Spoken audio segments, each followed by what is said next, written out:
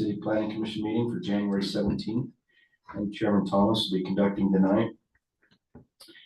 We'll begin our meeting with an invocation or thought from Commissioner Barker, followed which will be led in the Pledge of Allegiance by Commissioner Nancarrow. Commissioner Barker. I'm going to do this a little different, so I've been trying to think about how to approach this for my last meeting.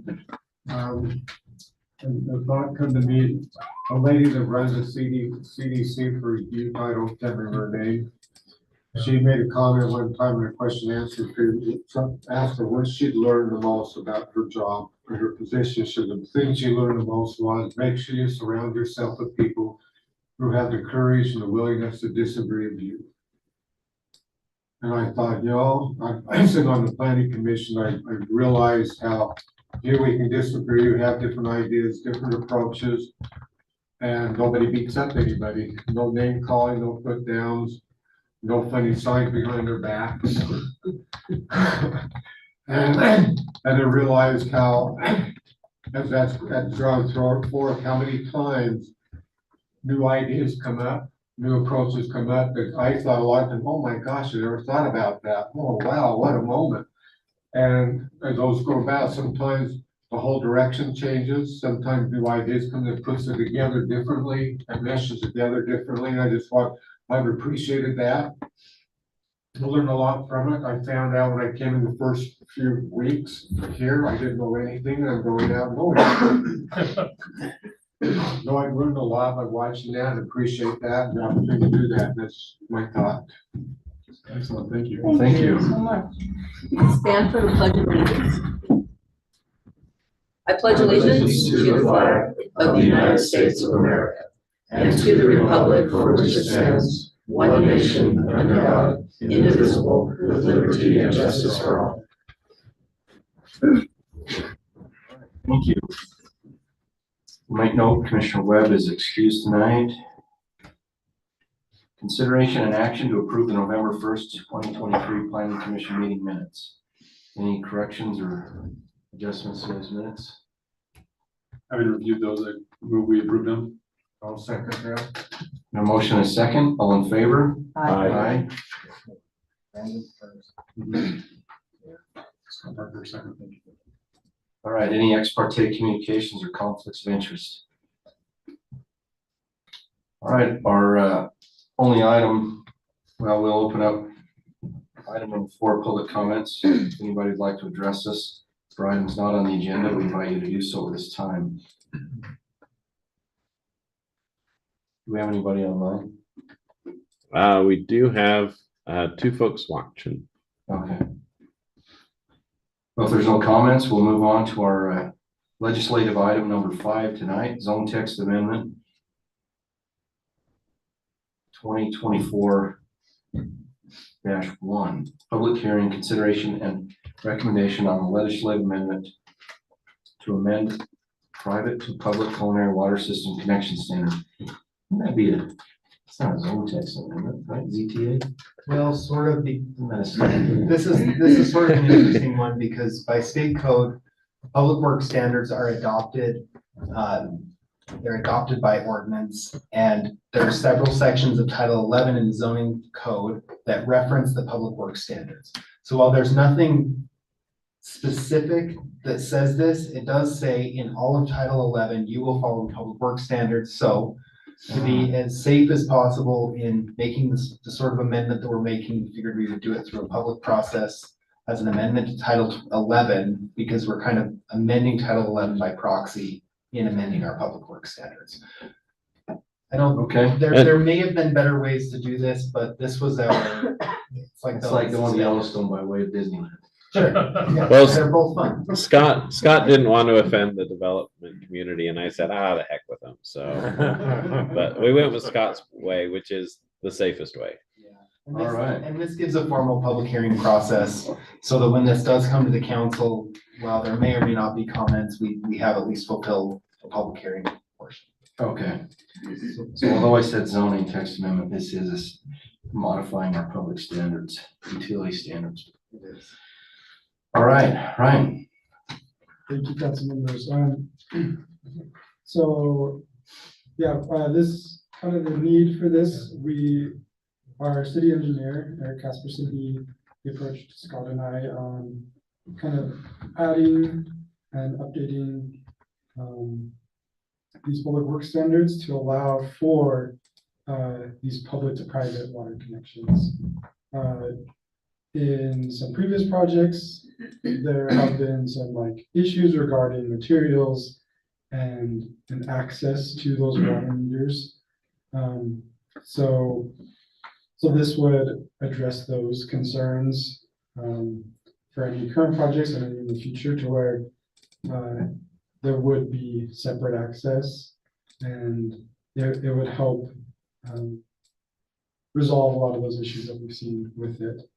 And I just wanted to make the note that in our general plan, there is this section of where we do have a top priority of providing public facility services and, anticipating some of those concerns. And so this would definitely be part of that public, that general plan that we have. Any questions for? We also have our city engineer, Eric, has come to, he can better explain maybe specific situations where we may want to do this, or situations that occurred in the past. Yeah, the situation that I can think of is, since we all know Prominence Point, that is a private system in there. And it connects to our water. They have to follow the city standards for their meters, because they're the city meters, but technically they could go in and connect to the water line within the project willy-nilly, and that way get some contamination in it. So what I think what we're trying to do here is if we're connecting, then it connects to a standard, so there's a way of a backflow. So if they do connect on their own somewhere down the road, and there's something happens, it doesn't affect the city's system. Is that my understanding, right? Yeah, can I make Yeah. some comments? Yeah. Yeah, so this kind of came up, talking to Jason Rainey, the water superintendent. We've had some same connections. One was at Sunbrook. We had I guess a misunderstanding on how the system worked within the private system of Sunbrook. And there was some valves turned and some other valves that were turned and some other, anyway, it was really really confusing. Per our city standards, North Ogden City employees are the only ones that can turn our valves. So what this standard allows is that a private valve and a public valve on either side of this backflow preventer, essentially. And it protects the city's culinary water system from contamination and cross-contamination of their system. So there is an optional meter for those systems that don't have individual home meters. And so this standard allows for that as well. So basically it basically allows the private entity to turn their own valve and shut their system down if they so choose. Yeah. So, and isolate it uniquely from the city system, right? Mm-hmm. Correct. Any other questions? This is one of those items that does come with a bit of a cost. We've talked to developers who are currently under development on private systems, but who haven't received final plat approvals yet. We haven't gotten any, I don't know that we've gotten any pushback on it, but Not yet. it's one of those things that does represent a cost. It's another addition that the city is adding, but as far as clarity goes and who can own, control, maintain, improve those water systems, it really helps us with clarity, and over time will help. Yeah, and the city would own and maintain the vault, the backflow preventer, and their valve. The private entity would only have their valve to maintain and their system. So So just a question about how you drafted this. Did you grab this from another city? Did you come up with this, or is this a common thing? I know nothing about this. it's not common, no. And so this is actually just a kind of I guess a mixture of what standards that we currently have. And so this drafting, so I drafted this, and I just basically took parts of our current standards. And so this is our current valves, The only real big difference is the backflow preventer. So I mean, there is a developer gonna come and look at this and say, I've never seen anything like this. I mean, in your opinion. No, like so like Prominence Point didn't do water meters for each individual house. Mhm. They would just put a bulk meter in at the street connection, and the city would bill off that. Instead, the city has their meters at every unit, and the bulk meter would accomplish exactly what this does.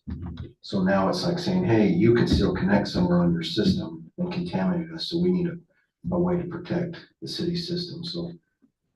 It's not uncommon. There's other cities, I've actually installed these before, but it's just it's a way to isolate us from them, basically. I think it's a good idea. Yeah, I do for too. sure. I know it will never. Any other questions? Meeting here. So the downside is cost to the developer, is that correct? Okay, And this is a public hearing, so we'll need to open. Yeah, let's go ahead and open the public hearing. If anybody would like to comment on this zone text amendment 2024-01, please do so at this time. The public hearing is now open. I do have one raised hand online. Okay, Let me, I do need to play with the speakers a little bit because it is not wanting to tell me that the right devices are working. So, Chris, go ahead and talk. This is Council Member Chris Pulver. Hey, so I don't know if you can you hear me? And if I can get the right speaker on. Can you hear me now? Chris, are you talking? Can you hear me or no? to himself. That's where, there we go. Okay. Okay, so it's a kind of, I don't know, my dumb question, but just says 8 inches or larger. Is that the normal, or is there smaller water mains, or is that basically there's nothing smaller than 8 inches, so it don't matter? Yeah. 8 inches are standard Okay. water size. Gotcha. Okay, so that was it. Yeah, I mean, the drawing seems, I'm gonna say standard, but something that would be safety and like you said, cross contamination is kind of huge when it comes to that. And a lot of when they were using culinary water for other things, it's the same type of thing. You want it in one direction, not the other. So that's it. Thanks. Thank you. Any other public? No raised hands. All right. Motion to close the public hearing. Make a motion to close the public hearing. second. We have a motion and a second to close the public hearing. All in favor? Aye. All right, public hearing is closed. Got a little bit of discussion. Any other discussion or questions? Just one quick question. Logistically, does this drawing fit in? I remember, I know nothing about this, right? Does it fit in standard equipment? In other words, are we diagramming something that Yeah. then we go out and say, oh. Yeah, this that's a doesn't fit in. standard. Okay. Drawing, like I said, if any commercial building was to put their water meter in, whatever, it would fit in that. So it's kind of just a, All right, so we didn't build something that like when you buy a truck and it doesn't fit your garage. yeah. All right. And this would just be buried in the street. But I do want to point out that Eric did draw it, so he's draftsman and. Oh. I was impressed. It's very impressive. I thought you stole it. Really. That's how good it is. Appreciate it. I thought it was copy paste. All right, entertain a motion. I'll make a motion that we recommend to the city council to adopt this legislative amendment as proposed. I'll second it. We got a motion and a second. Any other discussion? Commissioner Mason, Yes. Commissioner Green, Yes. Commissioner Barker. Yes. Commissioner Nancarrow. Yes. Commissioner Watson. Yes, I vote yes. All right, that recommendation will move on to the city council. We're now into our public comments time. Any other public would like to comment at this time, please do so. All right, remarks from planning commissioners. Scott, you have, I'll have, yes, you have something, we'll just take care of your thing now. I'll comment. Okay. So, yeah, so this is Commissioner Barker's last planning commission meeting. I just wanted to thank him for all his years of service, and It's not near number yours. when he started, he had a full head of hair. And we did a couple of general plan updates, and each one about half less. But a lot of years on service. Did you do 2 terms? 2.5, I mean, 1.5. 1.5, okay. 1.5. Yeah, so appreciate your valuable service and time dedication to the city. It's been much appreciated, and wish you well onto the golden years of planning commission retirement. Make sure you get your retirement, your golden parachute retirement. Take all the nuts you can when you leave, the water in the fridge. And, Take a 6-pack of water. yeah, take 2, yeah. One for each term, but we'll round up. I do want to say it's interesting when people I run into that complain about people in the city and what they're doing, not doing. I say, you know, guys, you really need to get your tails down there and get involved. You find out real quick how little you really know. You find out real quick the people down, you may have different ideas than you do, but not one of them you'll find that's not trying hard to do their best for the city. And you need to give them credit for that. And if you're going to complain, go down and get involved. Otherwise, please don't talk to me again. Thanks again. Thank you. Any other remarks? No. All right. Scott, report from our Community Economic Development Director. So I want to present Scott with a recognition of your time on the planning commission, and Joyce has put together a care package for you, so. Care package. Yeah, much better than the bottle of water I offered you.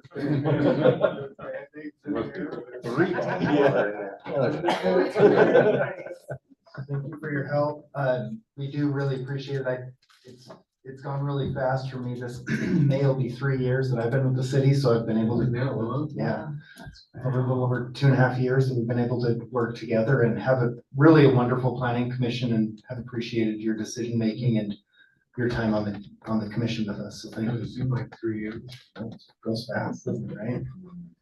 Yeah, 2021. And now that he's gone, we go ahead with that proposal to widen 2600. Yeah. we're taking out all the houses Everything on the south side, we're gonna widen. That's right. Scott, I did lament that you were our furthest south planning commission member, and so, you know, I hated losing that geographic diversity in the city, and hopefully we can pick up another one that's, you know, further south, so. A couple of other things just to note. I realize this is a really short meeting. These are important items. We needed to get this done. We need to get it in front of council. We have, just so you're aware, Dan Nixon is back and ready to look at his site plan for his storage units. We've debated, and the planning commission helped us craft an ordinance that would allow the upgrade to his class 1 storage units there. And at Lock It Up Storage between 1900 and 2000 off of Washington. He has his new commercial building. We're going to do a technical review committee meeting on this one. It is a larger site plan that we do need to get in front of culinary and stormwater and sewer, but that will be coming to planning commission. Hopefully it's a great project. It'll be a great reinvestment in the city, and just come prepared for that one. That will be a larger one, probably the second meeting of February. We've also, as a city, interviewed 4 planning commission candidates. We have some really great interested people around the city, and our committee has made a recommendation to the mayor, and we'll let the mayor make that appointment on the 23rd. So we will have a new sitting planning commission meeting member for February. We'll get them trained up. And then the other is the state legislative session began yesterday. It ends on March 1st. So just be prepared for the whirlwind of that. I sent out to the city council. Did I include the planning commission members? Did you receive my email about legislative policy committee meeting? If you didn't, I'll forward it to you all tonight, actually, but the Utah League of Cities and Towns, our policy head up there at the state legislature that helps go between the legislators and the cities regarding land use legislation that affects really everything in a city, but in large part, all this planning and zoning and the information about housing. They host Monday meetings at noon. They're held by Zoom. It's mostly, I would say, planning directors, city managers, and mayors that attend those, but planning commission members certainly can, if you're interested. They're really interesting to listen to, and then you get a heads up on what all the laws that are changing, which I'm just happy to report on day one of the legislature, there were 300 bills that were, prepped and ready already that had been filed. So we're gonna be at least 300 laws safer this year than we were last year. So just, that's great. And Safe as bro. we're all excited about that. You did have that information on your last email, but. Okay, So perfect. that way you don't have to do it tonight. All right, great. So log into those there. They have you log into the Zoom call every time. So every Monday you'll have to register for those. There's not like a global registration for them, but really maybe it's just interesting to me because I like policy, but what the state is trying to do right now with housing and potentially coming in and taking over some of the local zoning authority from cities is worth knowing about as a planning commission so that we can be thinking about what do we do as a city to kind of head that off or tell our story that we are preparing plans, producing modern income housing plan, producing a good general plan, and then working hard to implement it. So just be prepared for that and pay attention to it. And if I didn't report back in the last meeting, Shauna Flinders rezone, I think that most everybody, Lisa, I don't think you were on, Cody, you may not have been on, this is back in 2021. We had a property owner with a half an acre right across the street from the skate park by North Ogden Park up here by the elementary. Apply for a rezone to residential R4 from residential city center.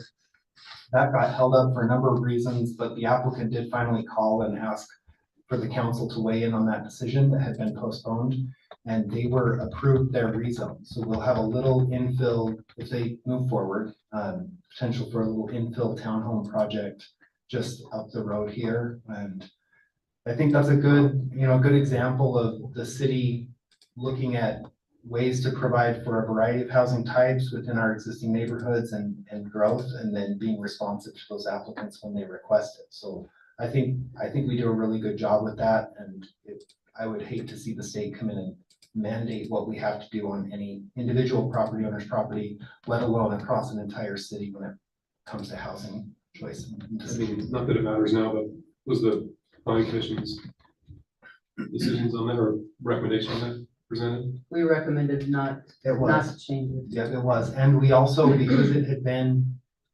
14 or 18 months between the time when the decision from planning commission was made, the general plan was adopted, and then it ultimately went to council, we re-noticed those property owners that surrounded it. So those property owners had an opportunity to come out and have their voices be heard. And the council ultimately adopted it because it met what the general plan said.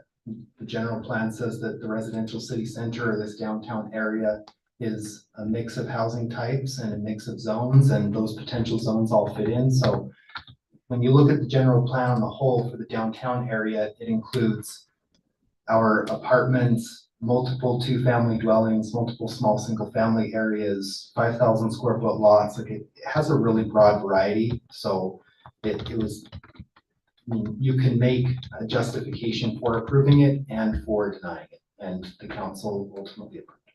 So, yeah, it was an interesting discussion. Thank you. Yeah, thank you all. Anything else? John, anything from you? Nothing exciting. It's been a quiet since the holidays. No, don't worry, we're not in an emergency room or a police department. We're allowed to say that. Just fielding phone calls. My mailbox got covered with snow. So. There's a lot of snow, and if you've been to Lee's today, it's rough. There's a huge snow pile that goes out. Cafe Rio is almost blocked off. My mailbox is gone. The post is still there. I cannot find that mailbox. I bet it's My- in Barker Park. My It's internet probably in was the out front yard. and I didn't know why, but that green tower thing, Yeah. it was just smithereens. All And right. then the poor guy had to like dig it out. Motion to adjourn. Try to find it. It's around here somewhere. I'd like to make the motion to adjourn. We have a motion and a Second. second. All in favor? Aye. Now can I talk about